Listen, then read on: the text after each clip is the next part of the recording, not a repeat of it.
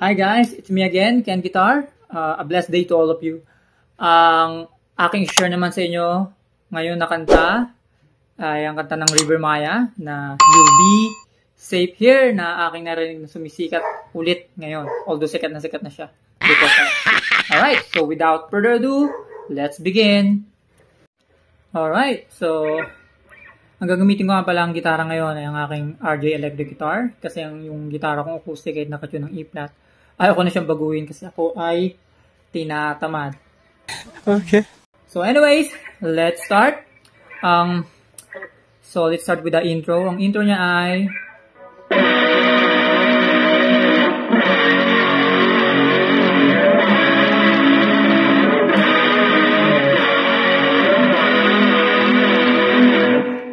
based dun sa nakita nyo, gawin ko lang ang clean ng sound.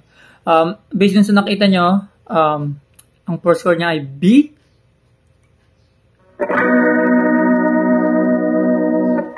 F sharp, C sharp minor, G sharp minor, F sharp ulit, balik sa E. So, okay, and then let's proceed dun sa stanza. Ang mga chords niya ay C sharp minor, G sharp minor, F sharp, at E.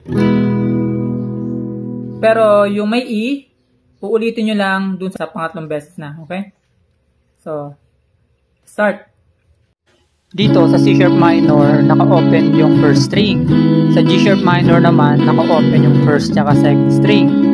Sa F sharp naman, naka-open din ang first tsaka second string. Okay? And yung bass ng E dapat hindi natunog. Alright. So, let's proceed naman dun sa first chorus. And yung chord progression niya ay B, F sharp, C sharp minor, G sharp minor, back to F sharp, then back again to B, back to F sharp, goes to C sharp minor, then G sharp minor again, back to F sharp, and then E. Alright. Okay. Bago pumunta dun sa chord progression ng chorus, merong ginawa dun si Sir Mike Elgar na ganito.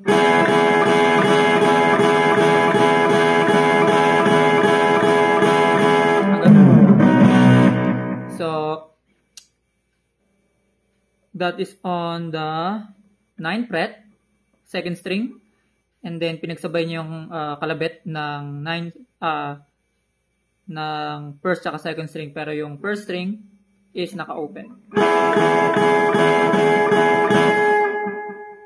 So pakinggan niyo yung kanta para makuha niyo yung timing kung kailan siya papasok yung chorus. Alright? So okay, so gawin natin siya.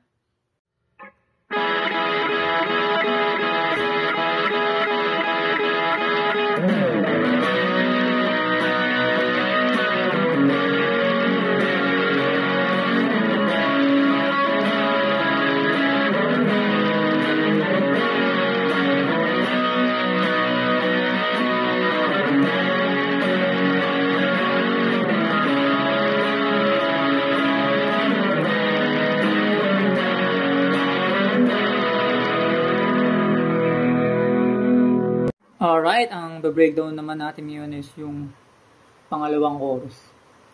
So anyways, medyo naulan pa. Alauna na ng madaling araw. Ngayong ginagawa ko tong demo na. Pasensya na kayo. Kung iniisip mong maaga akong nagising, nagkakamali ka. Dahil hindi pa ako natutulog. Okay, so demo natin yung second chorus. Again, ginawa ni Sir Mike Elgar yung riff na to. And then, kalahati lang yan. Tapos, inilipat niya dito sa 12th fret. Again, pakinggan nyo yung kanta para mas maganda. So, alam nyo yung timing. Then, papasok yung chorus. Da-da-da, da-da-da, same chords. Da-da-da, da-da, da-da-da, B ulit. F sharp minor. What? Bro, what are you talking about, man? F sharp rather. The C sharp minor. G sharp minor. Balik sa F sharp. Sa pangalawang chorus, hindi na kayo babalik ng E. So, pagbaksak ng F sharp, B, you'll be safe here. Tapos, pagdating dun, papasok yung bridge. Tapos, papasok yung bridge na merong riff na gano. Alright? Okay, dun na tayo sa bridge part. Alright? So, pagbalik sa F sharp, may riff na okay, very basic. From second fret, 6th string, going to 4th fret, 6th string pa rin, tapos A. Yung lyrics yung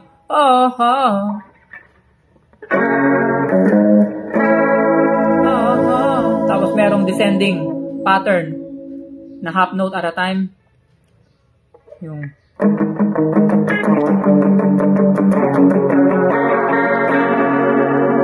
so, ganon. Breakdown natin. From A, magpa-power chords ka lang ng F sharp. Pwede ba ilayo mo sa akin to? Ayoko makita ito. Maita ulo. Going to G.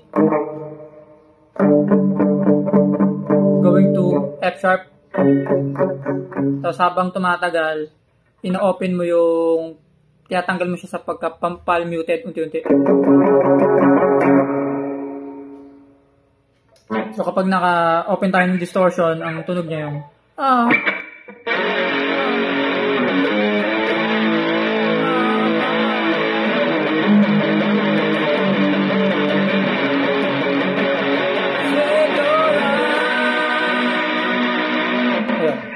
ganun siya. Alright, so doon na tayo sa may last part ng chorus. May konti lang na bago doon sa transition ng chords. And merong nadagdag na isang chord which is yung letter A. Okay? So, let's proceed para maintindihan nyo. Ang first chord is B. And then F sharp. C sharp minor.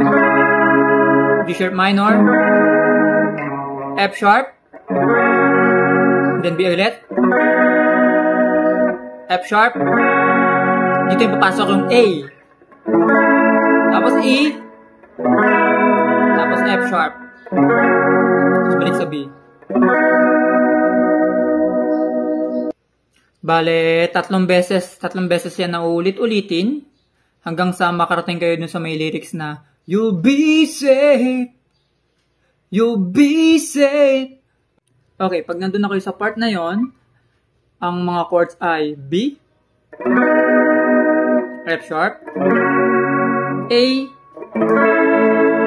E, F sharp, tapos pabalik kayo sa B.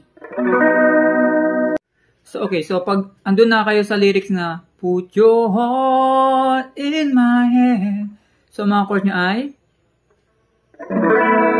A over F sharp. Alright, so yung index finger nasa second fret, 6th string.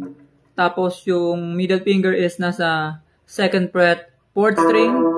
Yung ring finger ay nasa second fret, 3rd string. Tapos open yung iba mga strings. Open. Keep it open. So, ang chord na to yata ay A over F sharp. So, Paki-comment na lang sa comment section if alam nyo para alam ko rin. Alright? And then, Wow naman! Wow! Wow! after nun, chord na yon, E, tapos E minor, so babagsak kayo sa B. Be safe. So ganyan, open nyo lang na yung E string or yung first string, open nyo lang. And then,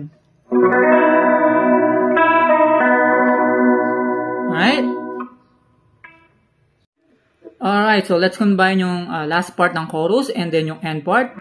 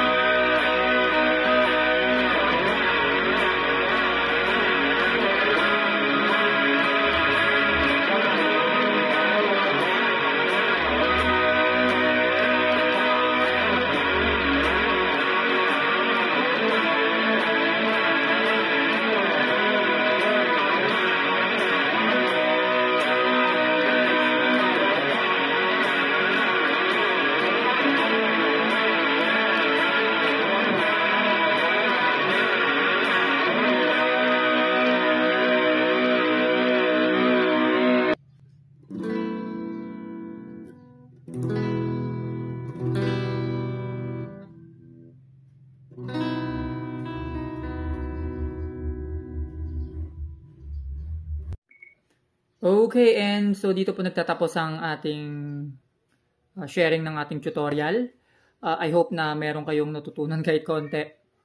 And also dun sa mga may nakakalam na kanta, I hope na nadagdagan yung knowledge nyo.